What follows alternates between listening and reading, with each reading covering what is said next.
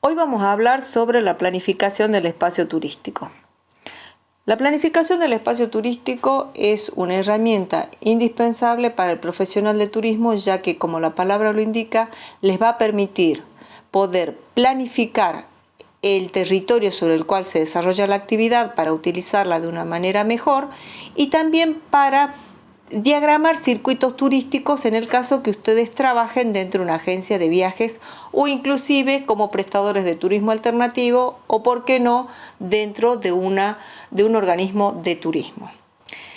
El modelo que presenta Bouchon no es el único que yo puedo encontrar dentro de la bibliografía de ordenamiento territorial, porque esto es un ejemplo de modelo de ordenamiento territorial. Nosotros sabemos que el ordenamiento territorial es importante aplicarlo a las planificaciones de las actividades económicas como el turismo, ya que los territorios poseen recursos que tienen un grado de uso importante que los hacen frágiles y que la actividad turística mal diseñada o no planificada puede contribuir negativamente a la utilización de los mismos. Hay que partir de la base de una serie de puntos de partida que plantea Bouchon dentro de este modelo.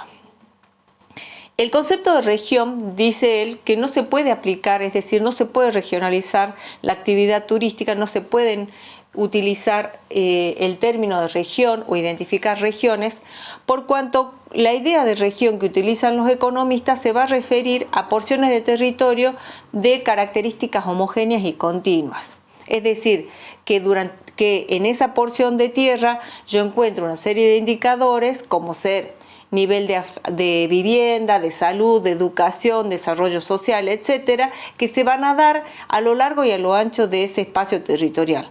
En el caso del turismo no se puede, porque sobre un mismo espacio territorial yo en algunas partes encuentro actividad turística y en otras no. En algunas partes tiene ciertas características esas actividades y en otras no. De ahí es que el concepto de región no se podría aplicar tal cual lo plantea el área económica. Lo otro que hay que considerar es que los espacios turísticos versus los espacios no turísticos vamos a encontrarlos, ya que yo voy a estar en presencia de espacios turísticos cuando yo tengo atractivos turísticos y una planta turística y una infraestructura que me da presencia de demanda. Es decir, que cuando yo no tengo atractivos y su correspondiente planta turística, no hay turismo y por ende no encuentro técnicamente la presencia de un espacio. Puede ser que haya atractivos, puede ser de que haya planta, puede ser que haya uno o que haya el otro y que no estén los dos, y entonces estamos en presencia de un espacio turístico en potencia. De todas maneras, lo vamos a explicar con mayor detenimiento cuando avancemos sobre los espacios. Pero sepan de que los espacios turísticos solamente existen ante la presencia de atractivos y planta, que hace que den a lugar la presencia de productos turísticos. Y entonces la demanda puede desplazarse a consumirlos. Lo otro que hay que considerar es que ante la presencia y distribución territorial de los atractivos turísticos con su planta, muchas veces los atractivos no se tocan en general unos con otros, y eso hace que yo esté en presencia de un espacio entrecortado. Lo entrecortado viene dado porque yo puedo tener un atractivo al lado de otro, como puede pasar, por ejemplo, si yo miro alrededor de una plaza, no es una sola cosa, sino que hay un edificio, una catedral, otro edificio, un museo, y algunos de ellos son atractivos. Y sobre ese espacio territorial yo tengo lo que se conoce como la ley de contigüidad, uno al lado del otro. Y así es que yo tengo que considerar después cuando vaya a ordenar las actividades que se van a realizar en cada uno de esos atractivos y en la sumatoria cuando yo voy haciendo los recorridos turísticos. hay que tener en cuenta que es muy importante la planificación del espacio, ya que va a ordenar las acciones del hombre sobre el territorio para anticipar ese efecto de explotación negativa de los recursos naturales y culturales y para que no se entre en una crisis de agotamiento de los recursos, sobre todo los no renovables, y cayendo en explotaciones irracionales de los recursos. ¿Qué características tienen la planificación física? Primero y principal, hay que considerar que la planificación física es una técnica que pertenece al conocimiento científico y que su finalidad es ordenar las acciones del hombre sobre el territorio a fin de resolver de una manera armónica y sustentable la construcción de todo tipo de cosas y de actividades y realización de actividades dentro de ese espacio. De ahí es que yo voy a encontrar planificación del espacio natural y planificación del espacio urbano, como los dos grandes grupos de espacio. ¿Qué características va a tener el espacio físico? Bueno, resulta ser de que el espacio físico, según lo que plantea Bouillon, es todo lo que yo puedo observar sobre la corteza terrestre. Sin embargo, hay que aclarar una cuestión. La corteza, si bien el grueso de las actividades turísticas se van a dar sobre la corteza terrestre, hay que considerar de que hoy por hoy podemos encontrar proyecciones de turismo por fuera de la Tierra, y entonces esta teoría del espacio no es aplicable al espacio exterior, ¿sí? Y yo encuentro actividades turísticas que hoy por hoy se planifican al espacio exterior, cuando yo encuentro viajes a la Luna, viajes a Marte, viajes a los satélites. Y también tengo algunas muy pocas actividades por debajo de la corteza de la Tierra, y en ese sentido también no podría ser aplicable. Lo cierto es que en esa corteza terrestre es en donde se va a aplicar la planificación del espacio, considerando que yo tengo espacios planos, volumétricos y espacios de tiempo, que son los que yo tengo que tener en cuenta cuando voy a determinar tiempos y distancias respecto a las actividades. Piensen ustedes, cuando uno va a diagramar un circuito turístico, tiene que considerar las dimensiones de plano y volumen para poder determinar cuánto tiempo me va a llevar realizar la actividad en ese espacio, cuánto tiempo me lleva recorrer un museo, cuánto tiempo me lleva subir a la pirámide, cuánto tiempo me lleva recorrer determinado sitio del Parque Nacional X. Y de ahí tener en cuenta cuánto tiempo me lleva a ir desde ese atractivo que estoy recorriendo con las actividades hacia el siguiente con sus actividades, y en esa sumatoria total yo voy a saber cuánto es que dura en definitiva esa excursión. Eso es lo que permite hacer aplicable e importante la planificación del espacio físico. ¿Cuáles son las tipologías que presenta Bouillon de los espacios físicos? Los potenciales, los culturales adaptados, los naturales y los vitales. Estos espacios hay que tener en cuenta que no son espacios turísticos, sino son espacios que yo los encuentro nuevamente sobre la corteza terrestre y que después yo le doy utilidad turística. El espacio real se va a referir específicamente a toda la superficie del planeta y a la capa de la biosfera que lo envuelve, y pueden ser captadas por los sentidos del hombre, y de ahí es que es el nombre de espacio real. El espacio potencial es la posibilidad de destinar a un espacio real otro uso distinto del actual, y por lo tanto el espacio potencial no existe en un presente, sino en la imaginación de los planificadores cuando hacen proyecciones sobre nuevos usos de X territorio.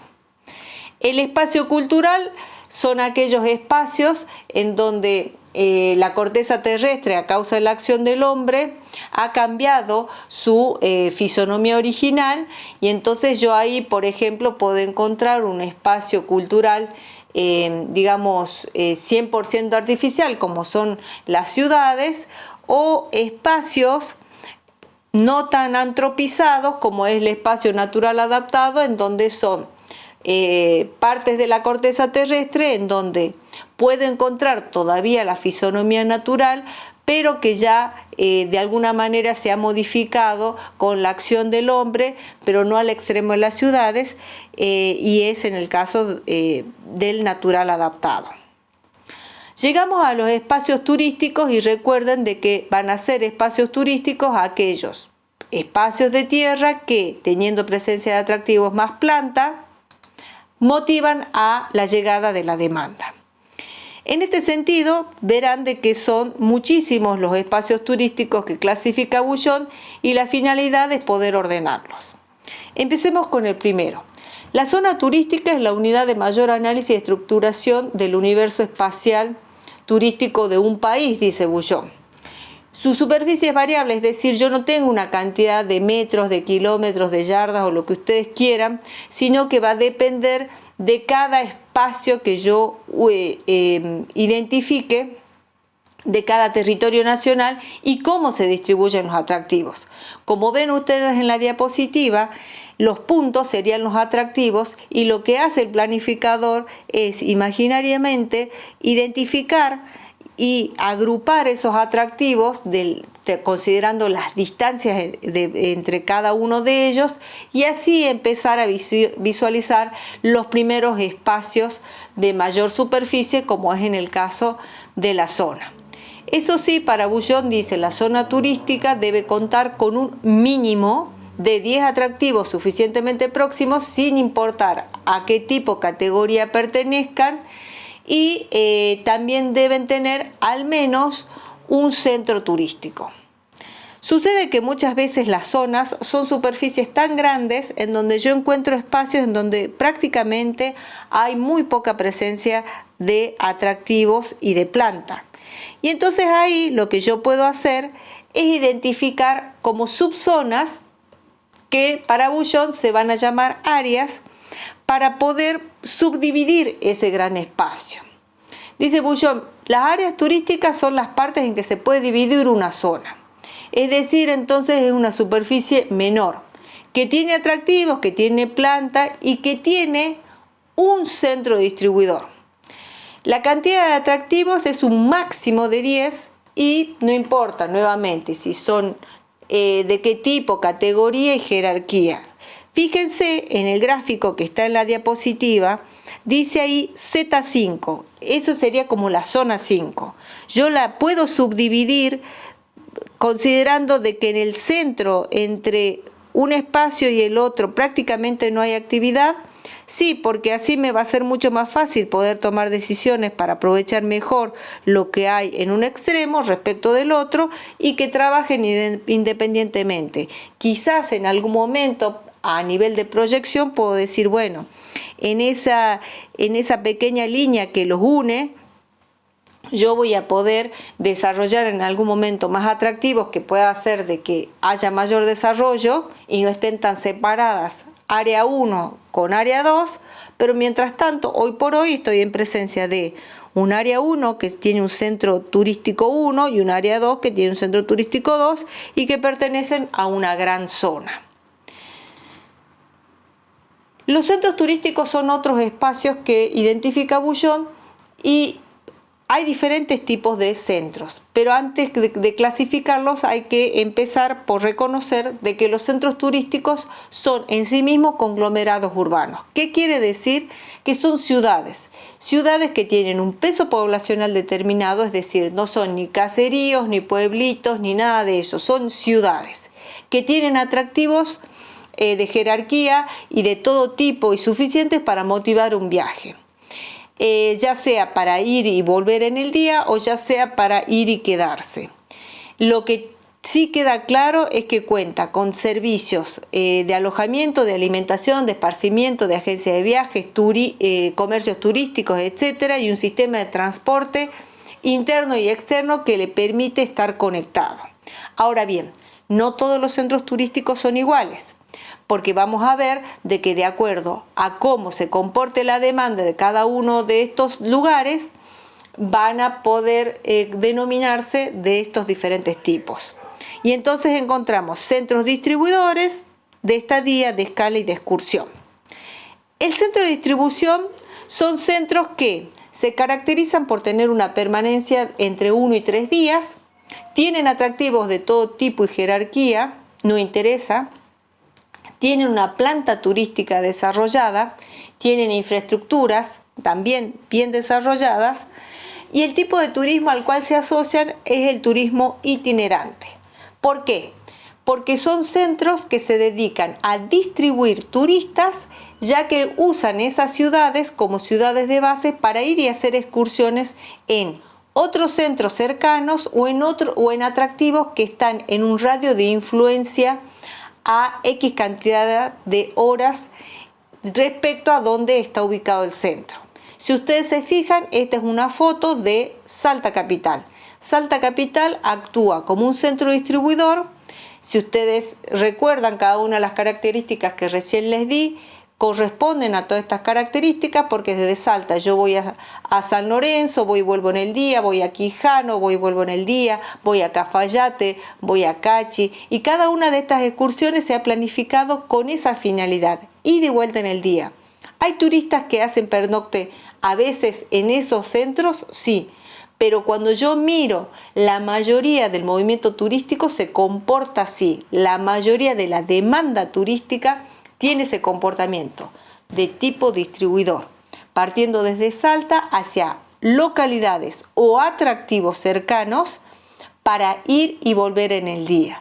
De ahí es que de la planta turística lo que mayor está desarrollado son las agencias de viajes receptivas, porque son las que hacen las excursiones, el transporte turístico y no turístico y los guías de turismo.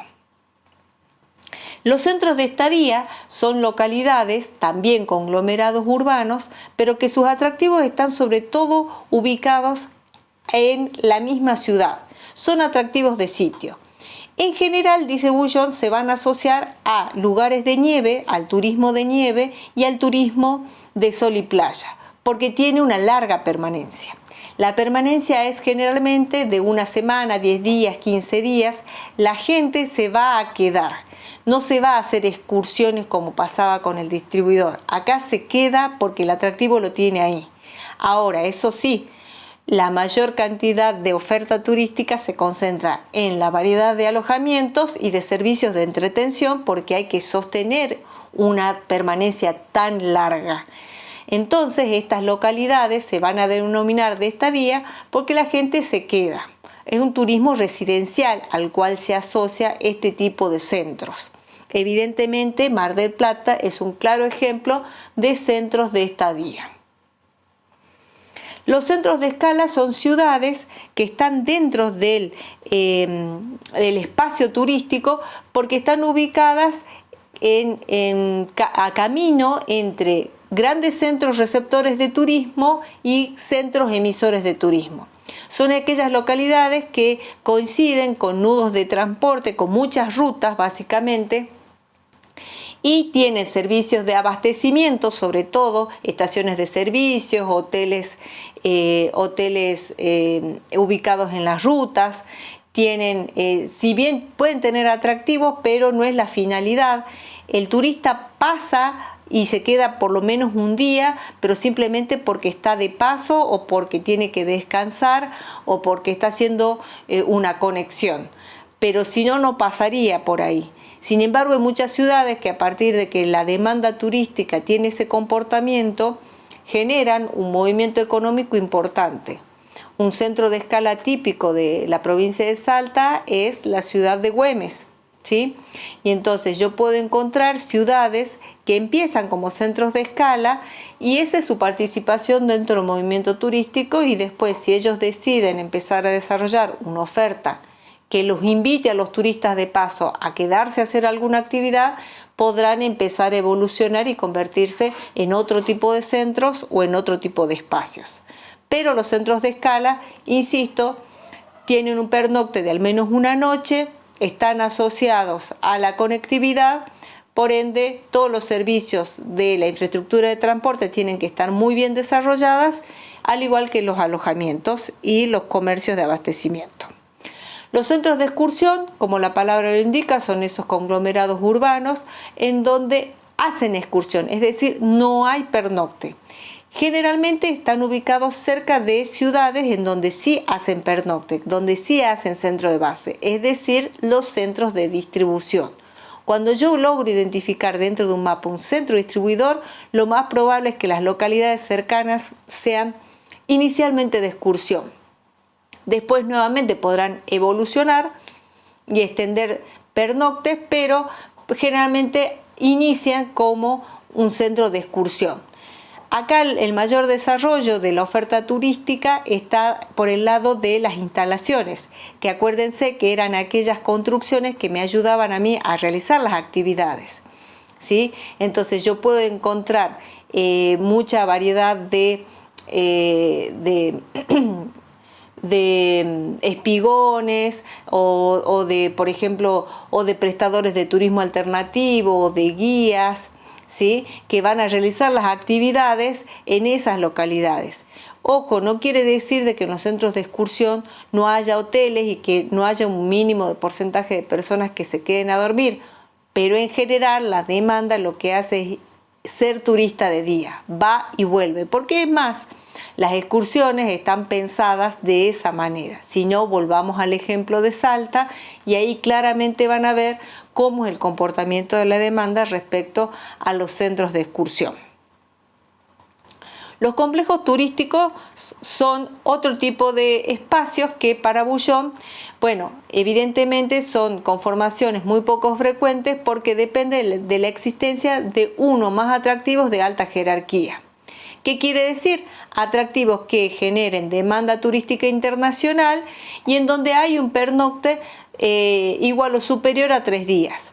El complejo turístico tiene que tener, para que funcione, un centro turístico distribuidor y atractivos de alta jerarquía. Por eso es que son poco frecuentes.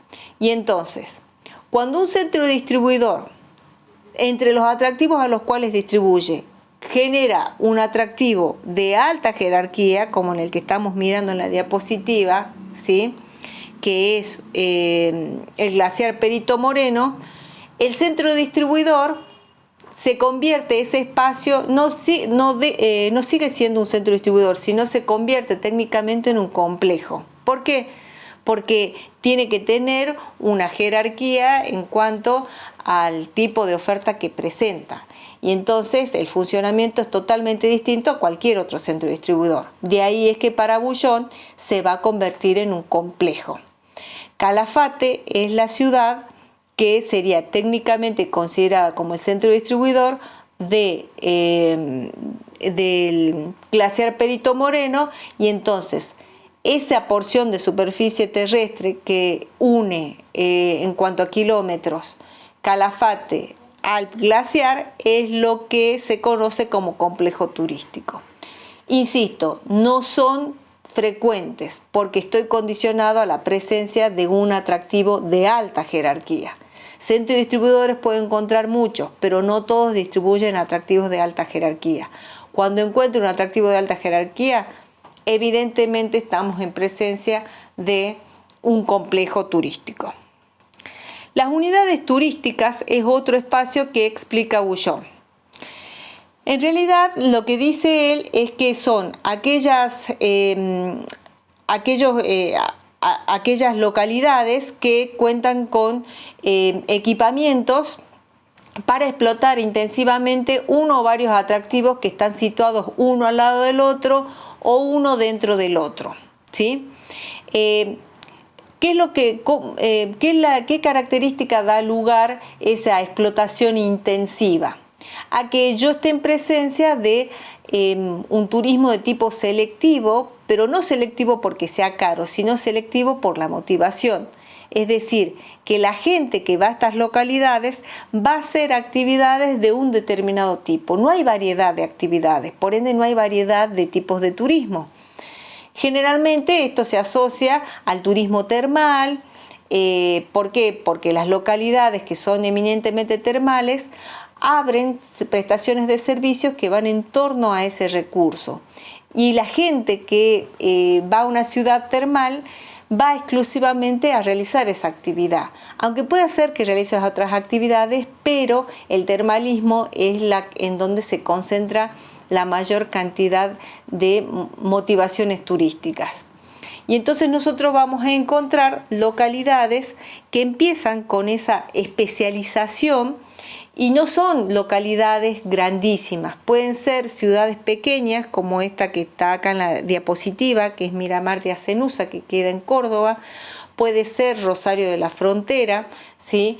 Puede ser inclusive muchas localidades que encontramos en el litoral, a lo largo del río Paraná, que se dedican a la pesca deportiva o que se dedican al balneario, pero que no son ciudades que tienen una gran variedad, aunque sean balnearios igual que Mar del Plata.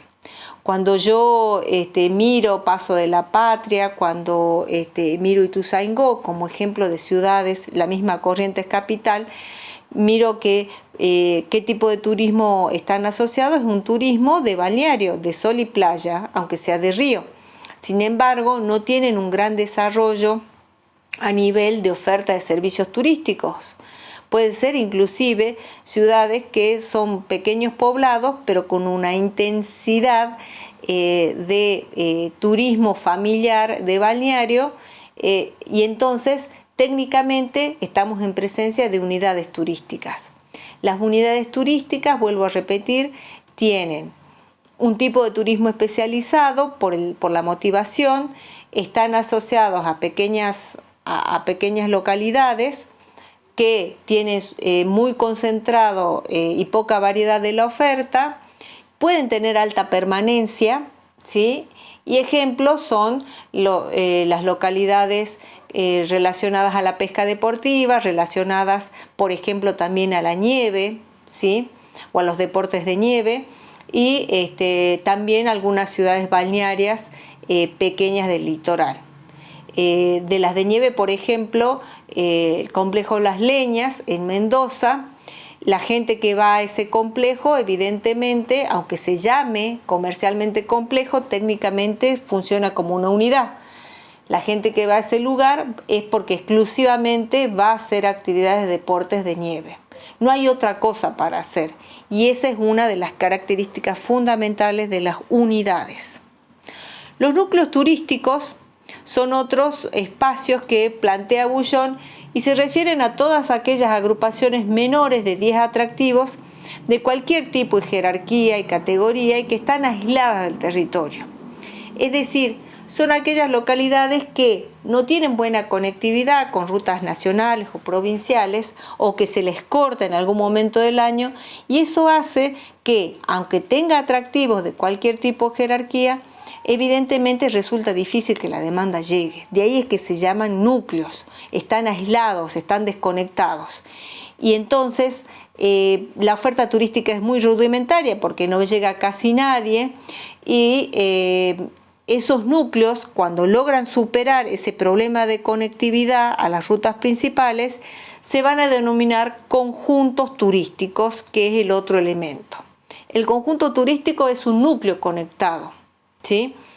Entonces esa oferta que era rudimentaria y escasa empieza a desarrollarse mejor, y los atractivos se empiezan a utilizar con mayor, da lugar a mayor cantidad de productos turísticos, y esto hace que esté en presencia un conjunto. ¿Por qué no de un centro? Y porque acuérdense de que el centro son ciudades muy bien desarrolladas con un peso poblacional.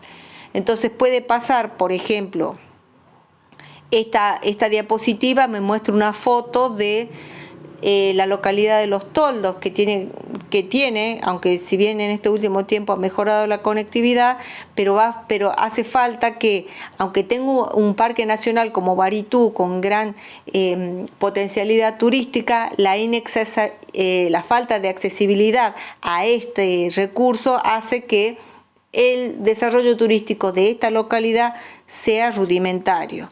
Ahora bien, cuando yo logro conectar, y esto se verá en los próximos años, en Los Toldos va a estar mucho mejor. Esta foto corresponde a Santa Rosa de los Pastos Grandes. Es una localidad que está cercana a a San Antonio de los Cobres y que empezó a desarrollar el turismo a partir de que mejoró su conectividad. Es un poblado muy chiquitito, pero que tiene, como verán en la foto, una gran potencialidad, ya que los recursos naturales y las actividades que yo puedo realizar en esa localidad son increíbles. ¿Sí? Avistaje de flamencos, trekking de altura, puedo hacer observación de flora. Generalmente son actividades de tipo natural, pero sin embargo fíjense que a partir de la mejora de la conectividad respecto a San Antonio de los Cobres, que es un centro turístico por excelencia, evidentemente lo ha parado en un lugar mejor. De ahí es que técnicamente consideramos que es un conjunto. Los corredores turísticos son los últimos espacios que Bullón explica, y son las vías de conexión entre las zonas, las áreas, los complejos, los centros, es decir, todos los espacios que hemos visto a lo largo de esta clase. Ahora bien, no todos los corredores turísticos son iguales. Para Bullón existen de dos tipos, los de traslado y los de estadía. Básicamente ustedes les tienen que quedar en claro que los corredores son las rutas. Ahora, las rutas no desde principio a fin, sino las rutas en sus tramos, en los tramos que une una localidad con una localidad turística con otra localidad y que técnicamente recibieron el nombre de centro, unidad, conjunto, lo que fuera. Y ese tramo de esa ruta es el corredor, porque puede pasar de que esa ruta conecte otras localidades pero que no son turísticas. Entonces no corresponde decir de que la totalidad de la ruta 40, que es la que está acá, es turística, pero sí algunos tramos son turísticos. Lo mismo con la ruta nacional 12 y la 14, que están ubicadas acá como ejemplo. Por otro lado, les dije que los corredores se clasifican en corredores turísticos de traslado versus corredores turísticos de estadía. Los corredores turísticos de traslado, y el ejemplo es la Ruta Nacional 40, son red de carreteras y caminos que atraviesan un país y en donde pueden desplazarse tanto flujos turísticos como no turísticos. ¿Sí? ¿Hay atractivos a lo largo de estos territorios? Seguramente que sí. Y su finalidad es la comunicación, por eso es que se llaman de traslado. A diferencia que los corredores turísticos de estadía, si bien son rutas, pero a la diferencia de los anteriores, a lo largo de estas rutas yo puedo encontrar muchas localidades en los cuales yo puedo hacer estadía, y entonces para Bullón lo considera como superficies alargadas en donde yo puedo ir quedándome, y en general se las ubica paralelas a las costas de los mares, de los ríos, de los lagos, y eso hace que lógicamente yo pueda encontrar rutas, ¿sí? Como pasa con la ruta 14 y la ruta 12, a lo largo de esa ruta yo puedo encontrar muchas localidades que, dependiendo qué tipo de espacios sean, desarrollan el turismo asociado al río, asociado a la playa, y eso da lugar a que la gente pueda quedarse en cualquiera de esos puntos. La forma o el movimiento o el comportamiento, del corredor, de estos corredores de estadía, es distinto a los otros. ¿Por qué? Porque a lo largo de ese recorrido yo puedo encontrar localidades en donde pueda ir quedándome. Por último, cuando yo analizo todos los espacios que hemos visto hasta ahora, las relaciones entre los elementos del espacio turístico, tengo que fijarme lo siguiente. Según lo que plantea Bullón, yo puedo encontrar espacios turísticos que abarcan superficies relativamente grandes, como pueden ser las zonas, las áreas, los complejos, ¿sí? Y después puedo encontrar, los corredores. Después yo puedo encontrar espacios puntuales, en donde tengo los centros de todo tipo, centros de escala, centros de estadía, las unidades, y hay que considerar lo último, que es que un espacio puede evolucionar y no porque haya empezado como un núcleo va a seguir siendo un núcleo toda su vida. En tanto y en cuanto yo identifique atractivos y empiece a generar una oferta de servicios, mejore mi conectividad, yo puedo ir evolucionando de ser un núcleo a convertirme en un conjunto, y de un conjunto puedo convertirme en un centro. Inicialmente puedo ser distribuidor o puedo ser de escala y después convertirme en un distribuidor y después convertirme en uno de estadía. Y si en algún momento alguno de mis atractivos se convierte en un atractivo de alta jerarquía, convertirme en complejo. Pero también puede pasar de que así como yo puedo evolucionar, también me puedo estancar o involucionar. Esto va a depender lisa y llanamente con las decisiones que yo tome como planificador al momento de utilizar de la mejor manera los recursos, considerando que los recursos son frágiles, no son exclusivos del uso turístico, y también considerar de que los turistas, si bien el motivo del viaje es el atractivo, vienen a consumir una serie de productos. Eso quiere decir de que tiene que haber servicios turísticos que le permitan al turista poder consumir esos atractivos a través de actividades. Y entonces el planificador tiene que, habiendo identificado los atractivos, tomar decisiones de qué instalaciones y qué planta turística en definitiva deberá construir o deberá mejorar para así lograr desarrollar el turismo de una manera armoniosa sobre ese espacio determinado. Esto sería la explicación muy a grandes rasgos de lo que es la teoría del espacio turístico según el modelo de Boullon. Muchísimas gracias.